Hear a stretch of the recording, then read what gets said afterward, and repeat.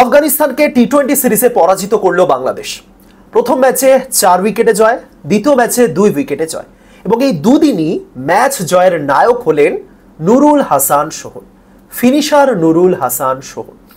আগের দিন করলেন 13 বলে 23 নট আউট, আজ 21 বলে 31 নট আউট। আগের দিন তার সঙ্গ দিয়েছিলেন রিশাদ, আজ শরীফুল, দুজনেই ভালো খেলেছেন শেষ দিকে, কিন্তু নুরুল না থাকলে ম্যাচ বেরোতো না। দুদিনে বাংলাদেশ চোখ করেই ফেলেছিল। নুরুল ঠান্ডা মাথায় ম্যাচটা ফিনিশ করে এসেছেন, কিন্তু আফসোসের ব্যাপার এই নুরুলই যদি সেদিন পাকিস্তানের বিপক্ষে এরকম খেলতে পারতেন, সেদিন যদি তিনি এরকমই ম্যাচ ফিনিশ করে আসতে পারতেন, তাহলে হয়তো বাংলাদেশ এশিয়া কাপের ফাইনাল খেলতে পারত। যাই হোক, ভালো খারাপ সব মিলিয়েই জীবন, কিন্তু বাংলাদেশি সমর্থকদের দুর্ভাগ্য এটাই যে খারাপ ব্যাপারটা বড় মঞ্চেই আসছে বাংলাদেশের জন্য। যাই হোক, আফগানিস্তান বিগত 1-1.5 বছরে টি-20 ক্রিকেটে যথেষ্ট ভালো দলে পরিণত হয়েছে, তাই তো? আফগানিস্তান মোটেও ফেলনা দল নয় এবং সেই আফগানদের বিপক্ষেই টানা 3টে ম্যাচ জেতা কয়েকদিনের ব্যবধানে, এটা কিন্তু একটা পজিটিভ ব্যাপার বাংলাদেশের জন্য। বর্তমানে বাংলাদেশ ক্রিকেটে প্রচুর নেগেটিভ জিনিসপত্র ঘুরছে, কিন্তু তার মধ্যেও এটা একটা পজিটিভ যে আফগানিস্তানের সঙ্গে তারা জিতছে এবং মানে এই লাস্ট মোমেন্টে এরকম কঠিন করে ফেলে ম্যাচ তারা হেরে আসছে না, তারা কিন্তু ম্যাচটা বার করে আসছে এবং নুরুলের এক্ষেত্রে প্রশংসা অবশ্যই প্রাপ্য। দেখুন, আগের দিন তো সহজ ম্যাচ তারা কঠিন করে জিতলো, ইজি ম্যাচ ছিল 109-0, কিন্তু আজ টাফ ছিল। তানজিদ এবং ইমন শুরুতে আউট হয়ে গেলে, তারপরে সাইফও আউট হয়ে গেলেন এবং ওরকম সিচুয়েশন থেকে ম্যাচ জেতা মোটেও সহজ ছিল না। শামীম এবং জাকেরের প্রশংসা করতে হচ্ছে, একটা ভালো পার্টনারশিপ বিল্ড করেছেন এবং ঠিক একই সঙ্গে এটাও বলতে হচ্ছে যে এই জাকের, এই যে আজকে ছক্কা টক্কা মারছিলেন, এশিয়া কাপে কোথায় ছিল তার ছক্কাগুলো, কোথায় ছিল এরকম ব্যাটিং? যাই হোক, আফসোসে তো অনেক কিছুই রয়েছে, কিন্তু দিনের শেষে যেটাকে বলে সব ভালো যার শেষ ভালো। টি-20 ক্রিকেটে একটা কথা আছে, আপনি যদি 70-75 রানও করেন এবং আপনার টিমের বাকি ব্যাটারও যদি ব্যর্থ হয়, তাহলে হয়তো আপনি জিততে পারবেন না। এর উদাহরণ হলো ভারত বাংলাদেশ ম্যাচ। সাইফ একা খেলে গেলে বাকিরা সবাই ব্যর্থ, কিন্তু 3-4 জন যদি 30 রানের ইনিংসও খেলেন, সেক্ষেত্রে হয়তো দল জিতে যেতে পারে। আজকে বাংলাদেশ ঠিক সেটাই দেখালো।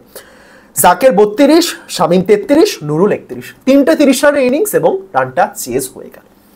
যাই হোক, এশিয়া কাপের ব্যর্থতার পর এরকম একটা সিরিজ জয় দরকার ছিল, অ্যাটলিস্ট সমর্থকদের মন খুশি করার জন্য তাদেরকে জিততে হতো, কিন্তু তার মানে সব সমস্যার সমাধান হয়ে গেছে এমনটাও তো নয়। যাই হোক, চলুন তাহলে ম্যাচ সম্পর্কে সংক্ষেপে একটু আলোচনা করা যাক। তো বাংলাদেশ টি-20 সিরিজ জিতলো, এবার আপনার জেতার পালা। মোস্ট প্লে অ্যাপে আপনি ঘরে বসে প্রেডিকশন করে জিতে নিতে পারেন প্রচুর অর্থ এবং পুরস্কার।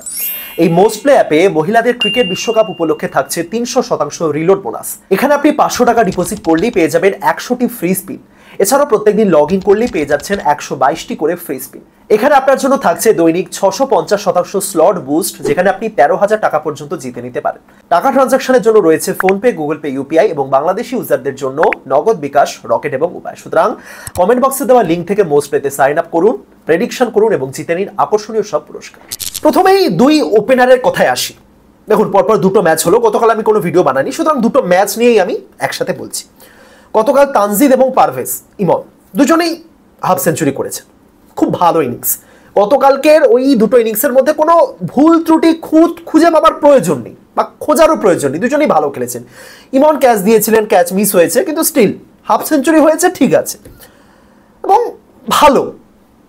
মানে আমি যদি ধরে নিই এটা জাস্ট একটা ম্যাচ, এর আগে কি হয়েছে, এর আগে এদের পারফরমেন্স কি, এদের কেরিয়ারের কি অবস্থা, এইসব যদি আমি বাদই দিই, 2টো ইনিংস খুব ভালো ইনিংস ছিল, ঠিক আছে। কিন্তু এদের দুজনকে যে জিনিসটা মাথায় রাখতে হবে, এই যে একটা ভালো পার্টনারশিপ এলো, এই যে 100+ রানের পার্টনারশিপ, যেটা বাংলাদেশ ক্রিকেটে রেয়ার, সাধারণত আসে না টি-20-তে, ঠিক আছে। বা এই যে তারা ম্যাচ মানে রান চেস করতে সেরকম ব্যাটিং করলেন, সামনে রাশিদ খানের মতন বোলার ছিলেন, যদিও রাশিদ পরের দিকে আলাদা লেভেলের কামব্যাক করেছেন, বাট স্টিল রাশিদ, নূর এই টাইপের বোলার যখন একটা টিমে রয়েছেন, তাদের এগেনস্টে এরকম হাফ সেঞ্চুরি অবশ্যই কৃতিত্বের। কিন্তু ইম্পর্টেন্ট ব্যাপার এটাই যে এই রকম ইনিংসগুলো বড় জায়গাতে, বড় মঞ্চে, ইম্পর্টেন্ট ম্যাচে যখন আসছে না, কেন তারা চাপ নিতে পারছেন না, কি সমস্যা হচ্ছে, টিমে কি একজন মনোবিদের দরকার বা পার্সোনাল মনোবিদের দরকার, এই জিনিসগুলো তাদেরকে ভাবতে হবে। দেখুন, আমি না এই জিনিসটা খুব একটা মানি না। কেউ যখন পারফর্ম করেন তখন পারফর্ম করেন, সেটাকে হাততালিও দিতে হয়, সেটাকে থামস আপও জানাতে হয়। এখন করে কি হবে, সেদিন তো করতে পারলে না, এই জিনিসগুলো আমি বলতে চাই না, কিন্তু কিছু ক্ষেত্রে এই জিনিসগুলোই হাইলাইটেড হয়, এই জিনিসগুলোই চোখের সামনে ভাসে যে দেখো কত ভালো খেললো, অথচ সেদিন কেন খেলতে পারলো না। কিন্তু তার মানে এই নয় যে আজকের তার ইনিংসের কোনো ভ্যালু নেই। আজ তুমি ভালো খেলছো, অবশ্যই ভালো খেলছো, কিন্তু সেদিনও তোমাকে খেলতে হতো। আজকে ভালো খেলছে, দূর, আজকে ভালো খেলে কি হবে, আমি ব্যাপারটা ওরকম ভাবে মানি না। তুমি আজকে ভালো খেলেছো, খুব ভালো, কিন্তু সেদিন কেন খেলতে পারলে না, প্রশ্ন এটাই। সেই সিচুয়েশনে তোমার কি হয়েছিল, তুমি কেন ওরকম ভুলভাল শট মারছিলে? ইমন এবং তানজিদ আগের দিন যে ব্যাটিংটা করেছেন, তাদেরকে দেখে মনে হচ্ছিল তারা একেবারে চাপ মুক্ত হয়ে খেলছেন। 150+ টার্গেট ছিল, এর থেকে কম টার্গেটও তারা পাকিস্তানের এগেইনস্টে চেস করতে এসে পারেনি। সুতরাং সেদিন কি হয়েছিল ইমনে? তানজিদ কেন উল্টোপাল্টা একটা শট খেলতে গিয়ে আউট হয়েছেন? এই প্রশ্নগুলো তোলা উচিত এবং সবার আগে প্লেয়ারদের মাথার মধ্যে আসা উচিত এই প্রশ্নগুলো। সেদিনকে আমার কি হয়েছিল? আমি কি চাপ নিতে পারিনি? আমার সামনে কি ফাইনাল খেলার চাপ ছিল? বিপক্ষ দলে কি এক্সট্রাঅর্ডিনারি বোলার ছিল? আমি বুমরা ভার্সেস ইমনের ওই জায়গাটা বাদ দিলাম। সেদিন বুমরা ইমনকে জাস্ট নাচিয়েছেন এবং বিশ্বের যে কোনো ব্যাটারই বুমরার সামনে অ্যাকচুয়ালি চাপে পড়তে। ওটা বাদ দিয়ে ইমন তো দুখানা ডাক মেরেছেন, টোটাল 4 ইনিংসে 40। কি হয়েছিল ইমনের সেদিনকে? তানজিদ অল ওভার কি করলেন? প্রশ্নগুলো এইটা ওঠা উচিত। সুতরাং বড় মঞ্চে কেন ব্যর্থতা আসছে, এটা হলো সবচেয়ে বড় প্রশ্ন। আদারওয়াইজ আগের দিন দুজনই যেভাবে খেলেছেন যথেষ্ট ভালো। আজ দুজন আবার শুরুতে আউট হয়ে গেলেন, আজকে আবার মনে হলো যে আজকে আবার চাপে পড়ে গেছি। সুতরাং এই যে একদিন অন্তর অন্তর কেন চাপ আসছে, প্রশ্ন এটাই। যেদিন এরা ভালো খেলছেন মনে হচ্ছে খুব ভালো ছন্দে আছেন, কিন্তু যেদিন একটা অদ্ভুত শট খেলে এরা আউট হচ্ছেন, সেদিনকে আপনি কোনোভাবেই তাদেরকে ডিফেন্ড করতে পারবেন না। সমস্যাগুলো হলো এই জায়গাতে। তো কি সমস্যা? সত্যি কি চাপ? দেখুন, এত কিছুর পরও সাইফ কিন্তু ওপেনিং পজিশনটা ছেড়ে দিয়েছে মানে তাকে নামানোই হয়েছে 3 নাম্বার জায়গাতে।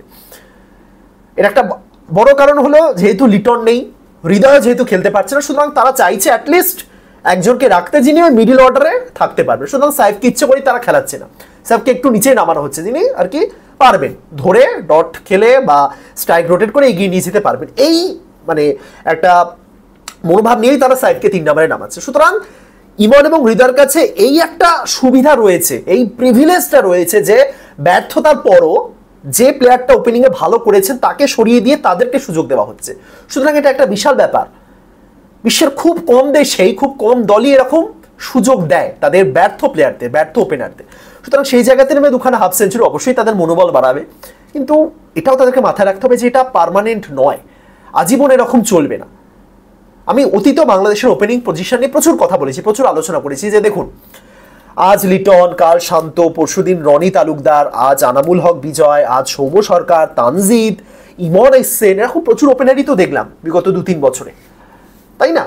এবং এদেরকে ঘুরিয়ে ফিরে খেলানো হয়েছে এমন নয়, এদেরকে মেন টিমে ফিট করার চেষ্টা হয়েছে। ভারত এবং বাংলাদেশের ওপেনিং পজিশনের মধ্যে ডিফারেন্স কি? ভারতের ওপেনারদের মধ্যে বিগত 1 বছরের প্রচুর ওপেনারকে আমরা দেখেছি, এই অভিষেক, সঞ্জু স্যামসন, শুভমান গিল, যশস্বী জয়সওয়াল, ঋতুরাজ গায়কোয়াড়, এরা ঘুরিয়ে ফিরিয়ে এদেরকে সুযোগ দেওয়া হয়েছে, এমন না এদেরকে টিমে ফিট করানোর চেষ্টা হয়েছে। কিন্তু বাংলাদেশে সেই জিনিসটা হয়েছে, ডিফারেন্স এটাই। এমন নয় যে বাংলাদেশের কাছে প্রচুর অপশন রয়েছে, তারা আজকে আনামুলকে ট্রাই করালো, কালকে আবার নাইম শেখকে ফেরালো, পরশুদিন আবার তানজিদ, তারপর ইমন, আবার সৌম্য সাধু। না, বাংলাদেশ একটা পার্মানেন্ট ওপেনার চেয়েছে। সাইফ হাসান, আমি জানি না তারা মানে ব্যাকআপ ওপেনার হিসেবে টিমে ছিলেন কিনা সাইফ, বাট সাইফকে তখনই আনা হলো যখন দেখা হলো যে আমার টিমের দুজন সেট ওপেনার ব্যর্থ হচ্ছে। সুতরাং এই জায়গাটা সমস্যার ব্যাপার। আমি এত কিছু আলোচনা করছি এই কারণে, কারণ বাংলাদেশের ওপেনিং পজিশন বহুদিন ধরে ভুগিয়েছে এবং ভোগাচ্ছে। এশিয়া কাপে ভুগিয়েছে, টি20 বিশ্বকাপে ভুগিয়েছে, এবং এর সমস্যার সমাধান দরকার। তানজিদ, ইমন দুজনেই ভালো হিট করতে পারেন, দুজনেই নিজেদের দিনে দারুণ খেলবেন, কিন্তু নিজেদের দিন রোজ রোজ আসবে না, তাই না? জাকের আলী অনেক 25 বলে 32, শামীম 22 বলে 33, দুজনে ভালো পার্টনারশিপ বিল্ড করেছেন। একটা জিনিস আমি আগেও দেখেছি, যখন শুরুর দিকে পরপর উইকেট পড়ে গেছে, এদের দুজনের মধ্যে একটু, আমি জানি না, একটু দায়িত্ববোধ চলে আসে নাকি এরা উইকেট হারানোর ভয় পান, আমি সত্যি জানি না, বাট এরা ওই জায়গা থেকে মোটামুটি একটা ভালো পার্টনারশিপ বিল্ড করতে পারে। এটা এশিয়া কাপে শ্রীলঙ্কার বিপক্ষেও দেখা গেছিল, মানে প্রথম গ্রুপ লিগের ম্যাচটাতে, যে ম্যাচে বাংলাদেশ প্রথমে ব্যাটিং করেছিল, সেদিনও শুরুতে উইকেট পড়ে গেছিল, দুজনে মিলে একটা ভালো পার্টনারশিপ বিল্ড করেছিলেন 5 উইকেট পড়ে যাওয়ার পর। এবং এই ম্যাচও তাই, এই ম্যাচে 24-এর মধ্যে 3টে উইকেট পড়ে গেছিল, তারপরে জাকের এবং শামীম ভালো পার্টনারশিপ বিল্ড করেছেন। সুতরাং এটা তাদের একটা প্লাস পয়েন্ট। শুরুতেই 3-4টে উইকেট যখন পড়ে যায় তখন এই দুজন পারেন নিয়ে যেতে, এদের দুজনের মধ্যে পার্টনারশিপ ভালো বিল্ড হয়। কিন্তু সবসময় চাপের মধ্যেই আমি এরকম একটা পার্টনারশিপ বিল্ড করব, ইজি ম্যাচগুলো ছেড়ে আসবো, এমনটাও তো নয়, তাই না? এটা জাস্ট আমি দুটো ম্যাচের এক্সাম্পল দিলাম, এমন অনেক ক্ষেত্রেই হয়েছে যেখানে জাকের এরকমই চাপের সিচুয়েশনে পার্টনারশিপ তো ছেড়েই দিন, কি করেছে নিজেও জানে না। সুতরাং যেদিন ভালো খেলছেন ভালো, কিন্তু ভালোটা খুব কম আসছে, বাংলাদেশের সমস্যা এটাই। যেদিন ভালো খেলছে সেদিন আপনাকে প্রশংসা করতেই হচ্ছে, কিন্তু সে ভালোটা রোজ রোজ আসছে না, সেটাই আরো বাড়াতে হবে। That's it. নুরুল 21 বলে 31। দেখুন নুরুল হাসান শোন, আমার যতটুকু মনে হচ্ছে গতকাল ওই লাস্টের দিকে ফরিদ আহমেদ মালিকের সাথে তার একটা ধাক্কা লেগেছিল, যারা দেখেছেন জানেন। ফরিদের সাথে নুরুলের একটা ধাক্কা লেগেছিল, তারপরে নুরুল একটা আলাদা মানে চটে গেছিল, আলাদা একটা ইগো টাইপের ব্যাপার চলে এসেছে। ইগো ঠিক না, বাট একটা জোশ। আচ্ছা ধাক্কা দিলে ইচ্ছাকৃত ছিল না, বাট যাই হোক ঠিক আছে আমি দেখাচ্ছি। তো সেই দেখানোটা তিনি মেবি কন্টিনিউ করছেন। দুদিনই ভালো খেলেছেন নুরুল। অ্যাকচুয়ালি এশিয়া কাপে দুটো ম্যাচ খেলেছেন, প্রথম দিন ভালো খেলেছেন, সেকেন্ড দিন যেটা করেছেন সেটা মানে কি বলবো, শিশু সুলভ যাকে বলে। সেকেন্ড দিন যে কাজটা করেছিলেন, পুরো 20টা মতন বল খেলেছিলেন, 20 বলেই তাকে মনে হচ্ছিল যে তিনি স্ট্রাগল করছেন। প্রত্যেকটা বলেই মনে হচ্ছিল তিনি প্রথমবারের জন্য ব্যাট ধরতে নেমেছেন আন্তর্জাতিক ক্রিকেট, খুব স্ট্রাগল করেছেন। কিন্তু বাকি দুটো ম্যাচে স্টিল আমি বলবো নুরুল হাসান সোহন যেভাবে এক একটা শট মারেন অফ সাইডের বাইরে, যদি যে কোনো বাংলাদেশি ক্রিকেটারকে অফ স্টাম্পের অনেকটা বাইরে বল করলে তারা এতটা চাপে পড়ে যান, লেগ সাইডের প্রতি এতটাই তাদের কি বলবো ভালোবাসা, মানে অফ সাইডের প্রতি তাদের দুর্বলতা আছে এমনটা মনে হয় না, মনে হয় যে লেগ সাইডের প্রতি তাদের অদম্য ভালোবাসা, এবং লেগ সাইড ছাড়া আর তারা অন্য কোথাও শট মারতে চান না, এরকম একটা ব্যাপার। তো এটাই নুরুল হাসান সোহনের ক্ষেত্রে আমি বলবো যে একটু বেশি কি বলবো ছটফটে শট মারেন তিনি, অতটা ছটফটে শট মারার দরকার নেই। বা শামীমের ক্ষেত্রে, শামীম যে শটটা খেলতে গিয়ে আউট হলে, তুমি সিধে খেলছো ভালো খেলছো, কেন রিভার্স সুইপে ঘুরিয়ে ঘুরিয়ে কি মারছো তুমি ওটা। এবং সবশেষে রিশাদ এবং নাসুমের কথা বলতে চাই, সব জায়গাতে হিরো হওয়ার দরকার নেই। তিলক ভার্মা দুদিন আগে হাতে নাতে দেখিয়ে দিয়েছেন যে কিভাবে ম্যাচ ফিনিশ করে আসতে হয়, কিভাবে একটা টাফ ম্যাচ ইজি করে ইজিলি ম্যাচ জিতে আসা যায়। কেন কি করতে ছক্কাটা মারতে মানে ওই জায়গাতে মারতে গেলেন নুরুল, কি করতেই বা রিশাদ ওই জায়গাতে বড় শট মারতে গেলে, শরীফুল বা মুস্তাফিজুর এতটা ভালো ব্যাটিং করতে পারে না। রিশাদ জানতে যে তিনি লাস্ট ভালো ব্যাটিং অপশন, তো রিশাদের কোনো দরকার ছিল ওই জায়গাতে হিরো হতে যাওয়ার। তো এই হিরো হওয়ার প্রয়োজন। যাই হোক, আর বাংলাদেশের বোলিংয়ের কথা যদি বলি, ঠিক আছে সবকিছুই ঠিক আছে, একটা ম্যাচ দিয়ে আপনি বলতে পারবেন না যে সাইফুদ্দিন বা শরীফুল যারা আজকে ভালো বোলিং করেছেন তারা এক্সট্রা অর্ডিনারি, এই দুজনই এশিয়া কাপে চূড়ান্ত ব্যর্থ হয়েছে। ঠিক আছে, বোলারদের একটা ম্যাচ দিয়ে যাচাই করা যায় না, এবং অ্যাকচুয়ালি শরীফুল বা সাইফুদ্দিনকে আমি এই মুহূর্তে বাংলাদেশের টি-20 টিমে মেন 11 আমি দেখিও না। বাংলাদেশের টি-20 টিমের মেন 11-এ তানজিম, তাসকিন, মুস্তাফিজুর বেস্ট অপশন। ঠিক আছে, তাসকিন একটু রান খান, মানছি আমি, তাসকিন একটু রান খেয়ে যান, তো তাসকিনকে একান্তই যদি রিপ্লেস করতে তাহলে হাসান মাহমুদ। এই চারজনের বাইরে টি-20 টিমে শরীফুল বা সাইফুদ্দিনের কোনো জায়গা আছে বলে আমার মনে হয়, আমার পার্সোনালি, আমার অন্যের অনেক মতামত থাকতেই পারে। সো ঠিক আছে, এদেরকে নিয়ে বেশি আলোচনা করে লাভ নেই, বাট শরীফুল আজকে ভালো বোলিং করেছেন। আলোচনা করার অপশান যাকে নিয়ে রয়েছে, যাকে নিয়ে আলোচনা করা উচিত তিনি হলেন রিশাদ, কারণ রিশাদ বাংলাদেশের পার্মানেন্ট একজন বোলার, তাই তো। রিশাদের সমস্যাটা কি বলুন তো, রিশাদ আজকে 4 ওভারে 2টো উইকেট তুলেছেন, এটা খুব ভালো, প্রত্যেক দিন 2-3টে করে উইকেট তুলছেন, কিন্তু এই যে রানটা 45টা রান খেলেন, এই জায়গাতেই সমস্যা। আবারও বলছি, রিশাদ যেদিন ভালো বোলিং করেন সেদিন তাকে নিয়ে বলার কিছু থাকে না, কিন্তু যেদিন রান খেয়ে যান সেদিন যদি বাংলাদেশ হেরে যায় তখন প্রশ্নটা রিশাদের বোলিং নিয়ে ওঠে। যদি রিশাদ 10টা রান কম খেতেন, যদি আরেকটু চেপে বোলিং করতেন, এটাই হলো ব্যাপার। আপনি দেখুন না, রিশাদের রান খাওয়ার কারণে যে ম্যাচগুলোতে বাংলাদেশ হেরেছে, প্রথম সবার আগে রিশাদের ওই বোলিং নিয়ে প্রশ্ন উঠেছে যে রিশাদের ভ্যারিয়েশন নেই হাতে। তো এটা রিশাদের সমস্যা। বর্তমানে এশিয়ার রিস্পিনারদের একটা তালিকা যদি বানানো হয়, এশিয়ার টপ রিস্পিনার যারা, ভারতের বরুণ চক্রবর্তী, কুলদীপ যাদব, রবি বিষ্ণোই, পাকিস্তানের আবরার, আফগানিস্তানের রশিদ খান, নূর আহমেদ, হাসারাঙ্গা, রিশাদ। তো এই রিস্পিনারদের মধ্যে ইকোনমি রেটের দিক থেকে সবচেয়ে পিছিয়ে আছে রিশাদ, প্রায় 8-এর ইকোনমি রেট, যেটা কিন্তু খুব একটা ভালো ব্যাপার নয়। হ্যাঁ, একজন রিস্পিনারের কাজ যেটা ফ্লাইট দিয়ে উইকেট তোলা, সেটা রিশাদ করতে পারেন, কিন্তু ফ্লাইট দিয়ে উইকেট তোলার পাশাপাশি কিছু ক্ষেত্রে গুগলি দিয়ে যে রান চেপেও দেওয়া যায়, সেটা কিন্তু বর্তমানে প্রায় প্রত্যেক এশিয়ান লেগ স্পিনার বা রিস্পিনাররা করে দেখাচ্ছে।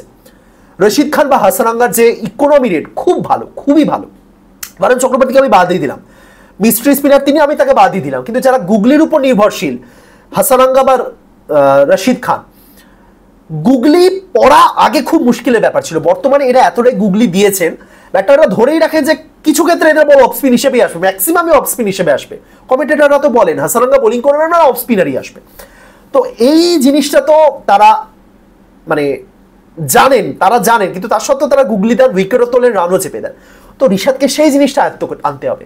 Rishad as a leg spinner খুব ভালো, Rishad as a wicket taker খুব ভালো, ঋষাদের যে উইকেট টেকিং অ্যাবিলিটি, তার যে বোলিং স্ট্রাইক রেট, সেটা অন্য অনেকের থেকে বেটার, কিন্তু তার ইকোনমি রেট সবচেয়ে ডাউন, কারণ ভ্যারিয়েশন নেই এবং রান চেপে বোলিংটা তার দ্বারা হয় না।